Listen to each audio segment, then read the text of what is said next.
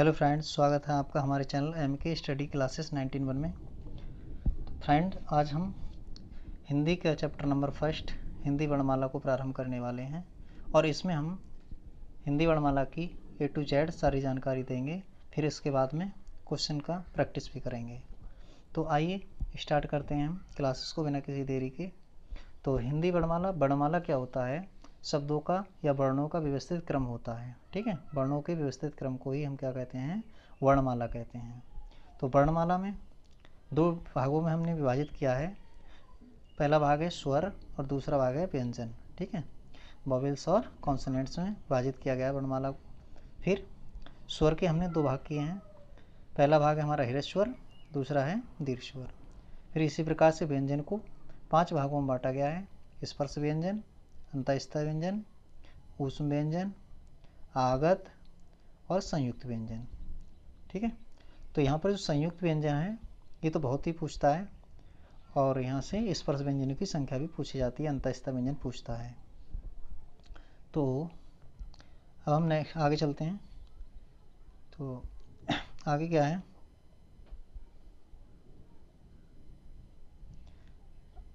आगे यहाँ पर दे रखा है स्वरों की संख्या।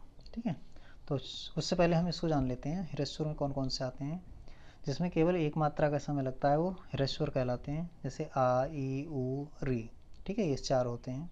फिर दीर्घ स्वर में क्या है? आ, बड़ी ई, ऊ, ए, ऐ, ओ, औ।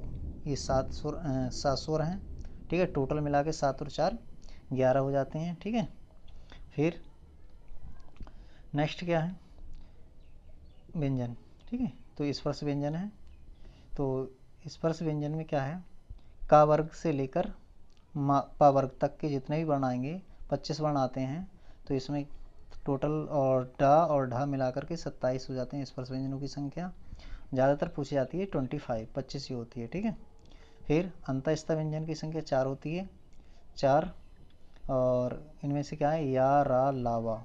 ठीक है, अंतःस्थ जो अंदर से स्पर्श करते हैं। ठीक है, अंतःस्थ व्यंजन कहलाते हैं। इनसे बोलकर देखिए, य, र, ला, वा। ठीक है, इस प्रकार से आप बोलिए तो आपको खुद अनुभव होगा इसका। फिर ऊष्म व्यंजन की संख्या कितनी है? 4 है। तो ये इसके बोलने पर क्या होता है? ऊष्मा बाहर निकलती है हमारे शरीर मुँह से। तो जैसे हम इसको बोलते हैं श, श, श, ह, इस प्रकार से बोलिए तो आपको मुँह से क्या होगा कि ऊष्मा बाहर निकलेगी, हवा बाहर निकलती है। फिर आगत की संख्या जैसे जा, फा। ठीक है, तो ये 2 शब्द होते हैं, ये कम पूछता है, कहीं कहीं इसका यूज होता है। ठीक है, और इसमें संयुक्त व्यंजनों की संख्या को बहुत पूछता है। ठीक है, तो यहाँ पर जैसे ये लिखा है, यहाँ लिखा है। ठीक है, यहाँ पर लिखा है छा, त्रा, ज्ञा, श्रा। तो ये 4 ऊष्म व्यंजन होते हैं, इनकी संख्या भी याद रखना है आपको, ये भी बहुत पूछता है। और इनकी ये भी पूछता है कि ये किन से मिलकर बने हैं। ठीक है, तो आइए इनको देख लेते हैं। जैसे यहाँ पर छा है, छा। ठीक है, तो जो छा है, छा किन से मिलकर बना है? तो छा में क्या आता है? आधा का आता है, आधा का। ठीक है, तो यहाँ पर आता है हमारा आधा का और प्लस में शा। हलंत लग गया तो आधा अक्षर कहलाता है। ठीक है, हलंत लगा दिया हमने तो आधा अक्षर कहलाएगा। ठीक, तो इसी प्रकार से अब जो त्रा है, तो ता, आधा ता प्लस में रा, त्रा, ये त्रा हो गया। ठीक है, ऐसे ज्ञा है तो आधा जा प्लस में आधा जा और प्लस में यहाँ, इससे मिलकर बनता है जौ। ठीक है, तो इस प्रकार से ये संयुक्त व्यंजन बनते हैं। आगे चलते हैं। तो कुल स्वरों की संख्या टोटल आएगी 7 और 4 11 और व्यंजनों की संख्या आती है 41। ठीक है, इन सब को हम जोड़ेंगे तो 41 आ जाएगी। तो टोटल अक्षर हो जाते हैं हमारे 52।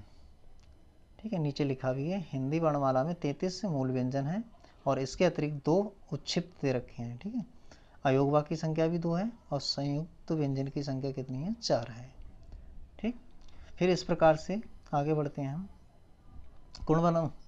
कुल 11 स्वर होते हैं। ठीक है, और हिंदी वर्णमाला में कुल अक्षरों की संख्या कहें तो 52 अक्षर होते हैं। ठीक है, 52 वर्ण या अक्षर होते हैं। फिर स्वरों का वर्गीकरण का उच्चारण स्थान कहा गया है। जैसे स्वर को जब हम बोलते हैं तो वो ध्वनि कहाँ से उत्पन्न होती है, इसके बारे में हम बताना है, वो कहलाता है इसका उच्चारण स्थान। तो यहाँ पर क्या है, वर्ण उच्चारण स्थान कंठ है, तो कंठ से ह्रस्व स्वर आ बोला जाता है और दीर्घ स्वर आ बोला जाता है, ठीक है। फिर निरानुनासिक मौखिक स्वर आ और आ, ठीक है। अनुनासिक स्वर आ और या, औ, ठीक है, ये बोले जाते हैं। फिर तालब वर्ण कौन कौन से होते हैं, ई और बड़ी ई, ठीक है, ये तालब वर्ण है। या ये किससे बोला जाता है, अनुनासिक वर्ण होता है, ठीक है। फिर मूर्धा, जो मूर्धा होती है हमारी मुख के भीतर की छत का अगला हिस्सा, ठीक है, जो ऊपर का हिस्सा है हमारे मुख का, तो उसको टच करता है अगर हमारा जीव, ठीक है, तो वो क्या कहलाता है, मूर्धन कहलाता है। तो मूर्धा में जैसे री आती है, री, ठीक है, री बोल के देखो आप, री ऊपर वाला जीवान का अगला हिस्सा ऊपर वाले छत को टच करता है। जैसे कंठतालु है, कंठतालु में क्या है, ए और ए आते हैं, ए और ए दोनों आते हैं, ठीक है। कंठ और ओष्ठ, जैसे ए बोल के देखो आप, ए ए, आप जब अपने आप से बोलेंगे तो आपको ज़्यादा एक्चुअली स्थिति का पता चलेगा। फिर ओष्ठ है, ओष्ठ कंठ, कंठोष्ठ कहलाता है। तो जो कंठ और ओष्ठ यानी गला और ओष्ठ दोनों से मिलकर बोले जाते हैं वो कंठोष्ठ कहलाते हैं। तो ओ और औ ये आते हैं, ठीक है। फिर ओष्ठ, ओष्ठ वर्ण ऊ आते हैं, ठीक है। वैसे पावर्ग भी आता है, तो पावर्ग भी ओष्ठ में ही आता है। आगे चलते हैं, हम आगे और देख लेते हैं फटाफट में। फिर व्यंजनों का उच्चारण का स्थान दे रखी है, एक टेबल फिर से बनाई गई है जिसमें सघोष, अल्पप्राण, महाप्राण सारी चीज़ें हम बताने वाले हैं, ठीक है। तो अभी हमने इसके बारे में डिस्कस किया था कंठ वाले, अभी कुछ और भी देखें कंठ वाले। जैसे का वर्ग है, ठीक है, का वर्ग क्या किस में आता है, कंठ में आता है। फिर चा वर्ग वाले जितने भी वर्ण हैं चावल वाले, तो ये भी किस में आते हैं, ये आते हैं हमारे मूर्धन्य में आते हैं, ठीक है। बोल के देखो, जैसे चा, छ, ज, झ, हमारी जीभ का जो अगला हिस्सा है वो हमारे नीचे वाले मुख के नीचे वाले हिस्से को टच कर रहा है, ठीक है। तो ये क्या कहलाते हैं, मूर्धन्य कहलाते हैं। फिर दंती में क्या आता है, मूर्धन्य, मूर्धन्य में क्या आते हैं, मूर्धन्य में टा वर्ग आता है, टा, ठा, डा, ढा, या, ठीक है। तो ये हमारे किस में आते हैं, मूर्धन्य में आते हैं। फिर दंत में क्या आते हैं, दंती में जैसे ता वर्ग का है, ता वर्ग किस में आता है, दंती आता है। दांत को स्पर्श करेंगे तो दंती वर्ग आएगा। जैसे बोलो, जैसे ता, था, दा, धा, नो, तो इनको बोलेंगे आप तो हमारे दांत को स्पर्श करेगी हमारी जीभ, ठीक है। फिर ओष्ठ से, ओष्ठ में पावर्ग आता है, पावर्ग में क्या आता है, सारे ओष्ठ को स्पर्श करते हैं, प, फ, ब, भ, म, ये सब ओष्ठ को स्पर्श कर रहे हैं। फिर तालब, मुंह के भीतर की छत का अगला हिस्सा, जैसे शाह है, सा से सलजम वाला जो शाह है वो तालब में आता है, इसको जरूर याद रखेंगे, ठीक है। फिर या भी इसी में तालब में आता है, ठीक। इसके बाद दंत, दंत में किसे कहता है, छोटा सा आता है वो दंती में आता है, दंती सा होता है छोटा सा। और जो रा और ला है ये भी दंती में आता है, इनको याद रखना। ये कुछ शब्द हैं, कुछ वर्ण हैं जिनको याद रखना है, ये बहुत इंपॉर्टेंट है, ये ज़्यादा पूछता है। फिर ऊपर के दांत, ठीक है, तो उआ तो बहुत ही बार पूछा गया है, ठीक है, इसको याद रखना है। तो ये दंतोष्ठ कहलाता है, दांत को और ओष्ठ को दोनों को स्पर्श करने पर बोला जाता है इसे दंतोष्ठ। फिर मूर्धन्य, मूर्धन्य में पिटपट्टा सा आता है मूर्धन्य में, ठीक है। ये भीतरी हमारे मुंह के भीतरी छत का अगला हिस्सा हमारे टच करता है। फिर आगे बढ़ते हैं, तो आगे क्या है यहाँ पर, स्वर यंत्र, ठीक है। जो हा है, हा किस में आता है, तो हा हमारा इसमें ही आता है, ठीक है, इसी के अंतर्गत आता है, ठीक। तो कंठ के अंतर्गत आता है हा हमारा आता है कंठ के अंतर्गत, ठीक है। तो कंठ के अंतर्गत आ गया हा। फिर उच्छित में क्या आता है, ढा, ढा और ढा ये दोनों आते हैं इसमें। आगे बढ़ते हैं। अच्छा, इसमें एक चीज़ और, सघोष और अघोष। तो सघोष और अघोष के बारे में हम बता दें, तो सघोष क्या होते हैं, वर्णमाला के पहले और दूसरे जो अक्षर होते हैं, वो अघोष कहलाते हैं।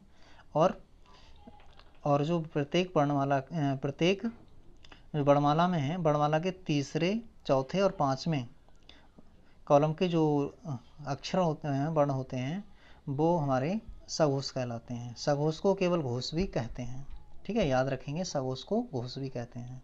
फिर अब महाप्राण, अल्पप्राण। तो महाप्राण का मतलब होता है जिनको बोलने पर ज़्यादा वायु निकले हमारे मुंह से, तो वो क्या कहलाते हैं, महाप्राण कहलाते हैं। और अल्पप्राण जिनको बोलने में हमारे मुख से कम हवा निकले, ठीक है, तो उन्हें अल्पप्राण कहते हैं। तो अब इनको समझेंगे कैसे, अल्पप्राण और महाप्राणों को। तो अल्पप्राण में क्या होता है, पहले, यहाँ पर हम आपको बता दें कि अल्पप्राण में पहला तीसरा यानी विषम वाले, पहला तीसरा और पांचवा, ये जो कॉलम होते हैं, इनके जो वर्ण होते हैं वो कहलाते हैं हमारे अल्पप्राण। जैसे का है, का, गा और ढा, इनको बोलने में कोई ज़्यादा समय नहीं लगता है। लेकिन जब खा बोलेंगे हम, खा, खौ, तो वायु ज़्यादा निकलेगी, तो ये महाप्राण कहलाएगा। ठीक है, और अघोष कहलाएगा। ठीक, उसी प्रकार से हम जब घा को बोलेंगे, कम वायु निकलेगी हमारे मुंह से, ज़्यादा समय नहीं लगेगा, घा बोल देंगे सीधे। तो ये क्या है हमारा, ग, घ, घा में बोलेंगे तो ज़्यादा समय लग जाएगा। ठीक है, तो ये क्या आएगा हमारा, सघोष में आएगा और महाप्राण होगा। तो इस प्रकार से हमने ये चार्ट बना रखा है, इस चार्ट को आप अच्छे से भली भांति देख लें। ठीक है, तो ये इसमें अघोष में ये ध्यान रखना है कि पहला और दूसरा, पहला कॉलम और दूसरे कॉलम के जो वर्ण होते हैं तो वो आते हैं हमारे अल्पप्राण में। और घोष अघोष की बात करें तो पहले दोनों कॉलम ही क्या होते हैं, अघोष होते हैं, बाकी सब दूसरा और तीसरा कॉलम क्या होते हैं, सघोष होते हैं। महाप्राण में हमने बताया कि महाप्राण में दूसरा वाला और चौथा वाला कॉलम महाप्राण के होते हैं, और पहला, तीसरा और पांचवा विषम वाले किसके होते हैं, अल्पप्राण के होते हैं। ठीक है, आगे बढ़ते हैं। तो अब इसकी प्रैक्टिस कर लेते हैं हम। ठीक है, तो चलिए स्टार्ट करते हैं। यहाँ पूछ रहा है, पहला क्वेश्चन है, हिंदी वर्णमाला में उस व्यंजन कौन से हैं। तो हिंदी वर्णमाला अभी बताए थे हमने, उस व्यंजन जिनको बोलने पे हमारे मुख से हवा बाहर निकलती है वो उस व्यंजन कहलाते हैं। तो यहाँ पर इसका राइट आंसर हो जाएगा ऑप्शन नंबर पहला। ठीक है, उस व्यंजन पूछ रहा है तो यहाँ पर हो जाएगा पहला। ठीक है, नेक्स्ट क्वेश्चन पर चलते हैं। नेक्स्ट क्वेश्चन है, हिंदी के जिन वर्णों का उच्चारण करते समय केवल श्वास का प्रयोग किया जाए उन वर्णों को क्या कहते हैं। केवल श्वास का प्रयोग किया जाए, ठीक है, ज़्यादा वायु ना निकले, केवल सांस लें हम, हल्की सी वायु निकले, तो उसके लिए हम क्या कहते हैं, अभी बताया था हमने, उनके लिए अघोष कहते हैं। ठीक है, नेक्स्ट क्वेश्चन पर चलते हैं। यार अलावा व्यंजनों को क्या कहते हैं। तो अभी हमने बताया था इसको, यार अलावा को हम क्या कहते हैं, अंतःस्थ व्यंजन कहते हैं। क्या कहते हैं, अंतःस्थ व्यंजन कहते हैं। अब हम नेक्स्ट क्वेश्चन पर चलते हैं। तो नेक्स्ट क्वेश्चन है हमारा, नेक्स्ट क्वेश्चन नंबर 4 को देख लेते हैं। तो इसमें कह रहा है, निम्नलिखित में ओष्ठ ध्वनि है जो ओष्ठ से बोली जाए। तो फा कैसी ध्वनि है हमारी, फा ओष्ठ ध्वनि है। ठीक है, तो पा, फा, बा, सब वर्णों को बोलकर देख लो एक बार, तो आपको यहाँ से पता चल जाएगा। तो यहाँ से हमारा जो फा है वो क्या है, ओष्ठ ध्वनि है, पा, फा, बा, भा, अभी बताया था हमने। नेक्स्ट क्वेश्चन पर चलते हैं। वोवेल्स को हिंदी में क्या कहते हैं। तो वोवेल्स को हिंदी में स्वर कहते हैं, वोवेल्स को हम स्वर कहते हैं। ठीक है, नेक्स्ट क्वेश्चन पर चलते हैं। तो जिन शब्दों के अंत में आ आता है उन्हें क्या कहा जाता है। तो जिन शब्दों के अंत में आ आता है उन्हें अकारांत कहते हैं।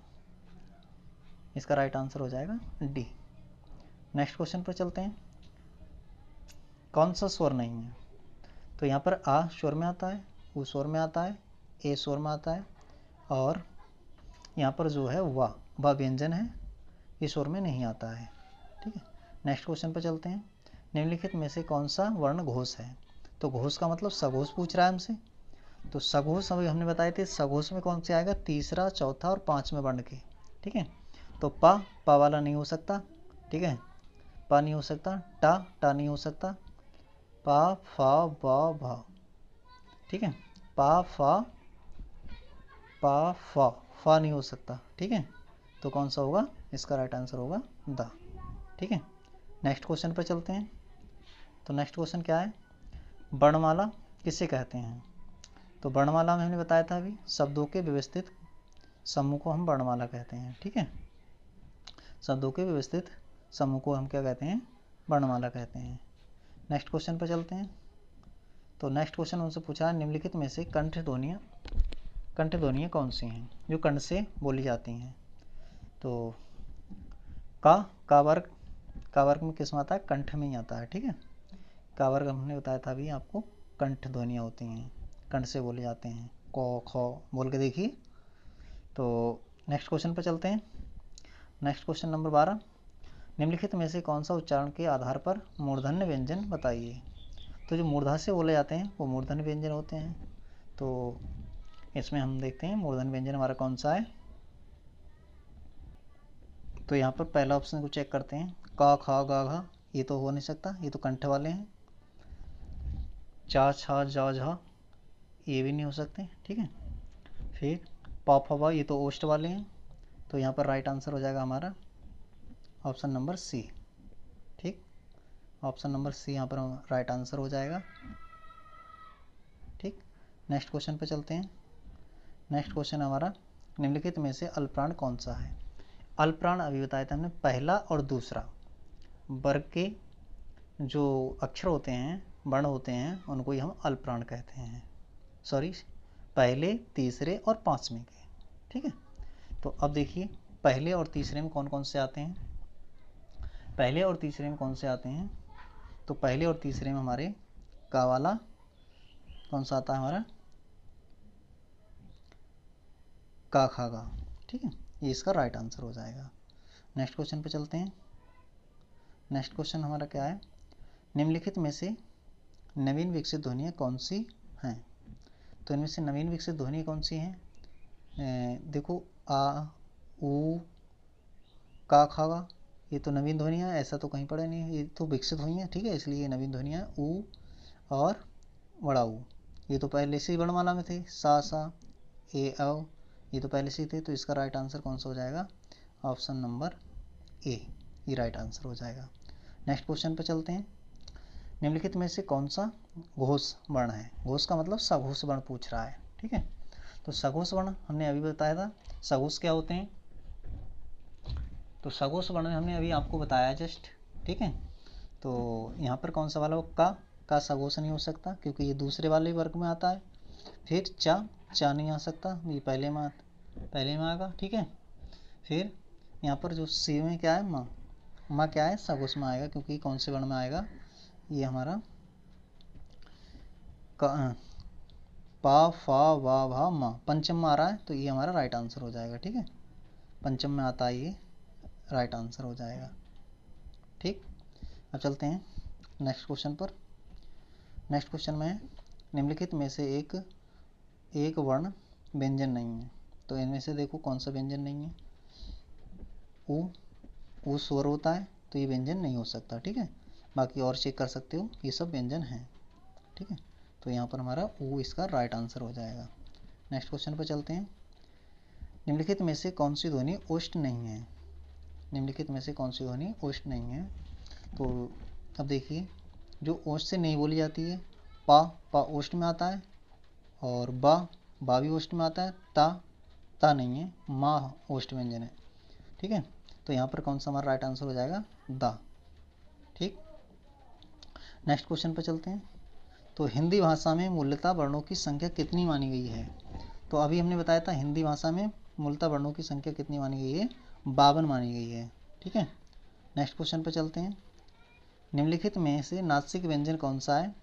तो नाक से जो बोले जाते हैं वो नासिक व्यंजन कहलाते हैं, जिनको बोलने पर हमारी नाक से ध्वनि निकले। तो ऐसे व्यंजन कौन से आते हैं? पंचम वर्ग के आते हैं। तो यहाँ पर राइट आंसर हो जाएगा हमारा ऑप्शन नंबर बी। ठीक है, नेक्स्ट क्वेश्चन पर चलते हैं। ए वर्ण क्या कहलाते हैं? तो ए और ए वर्ण क्या कहलाते हैं? अभी हमने जस्ट बता रखा है। ठीक है, ए वर्ण क्या कहलाते हैं? हमारे कंठोष्ठ बताए थे हमने। तो जो कंठ और तालब से बोले जाते हैं वो कंठ तालब कहलाते हैं। इसका राइट आंसर हो जाएगा ऑप्शन डी। अब चलते हैं नेक्स्ट क्वेश्चन पर। क्वेश्चन नंबर 21 पर, निम्नलिखित में से किसे हिंदी की मानक वर्णमाला में स्थान नहीं दिया गया है? ठीक है, तो इसका राइट आंसर हो जाएगा हमारा ऑप्शन नंबर 3। ठीक है, अगले चलते हैं क्वेश्चन नंबर 22 में निम्नलिखित शब्दों में से किस शब्द के द्विव्यंजन हैं। ठीक है, तो द्विव्यंजन वाला शब्द बताना है हमें। इसका राइट आंसर हो जाएगा हमारा पुणे नहीं हो सकता, ठीक है, इलाहाबाद नहीं हो सकता, द्वितीय व्यंजन दिल्ली, दिल्ली में दो एल ला हैं, ठीक है, डबल ला है, तो ये दो व्यंजन है इसमें। ठीक है, नेक्स्ट क्वेश्चन पे चलते हैं, क्वेश्चन नंबर 23 पर। ठीक है, तो शाह शाह और शाह हा कौन से व्यंजन कहलाते हैं। अभी हमने बताया था शाह शाह ऊष्म ऊष्म व्यंजन कहलाते हैं। ठीक है, option number D right answer हो जाएगा। नेक्स्ट क्वेश्चन पे चलते हैं, छा का ध्वनि किस ईश्वर के स्थान किस स्वर के अंतर्गत आती है।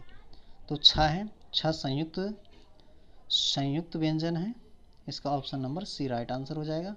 तो लास्ट क्वेश्चन है आज का, और क्वेश्चन नंबर 25, तो हिंदी शब्दकोश में छा का क्रम किस वर्ण के बाद आता है। तो का के बाद में छा आता है, इसका राइट आंसर हो जाएगा। ठीक है, तो कैसी लगी आपको ये क्लास कमेंट बॉक्स में ज़रूर बताएं, और अभी तक आपने चैनल को सब्सक्राइब नहीं किया है तो चैनल को सब्सक्राइब कर लें। Thank you for watching this.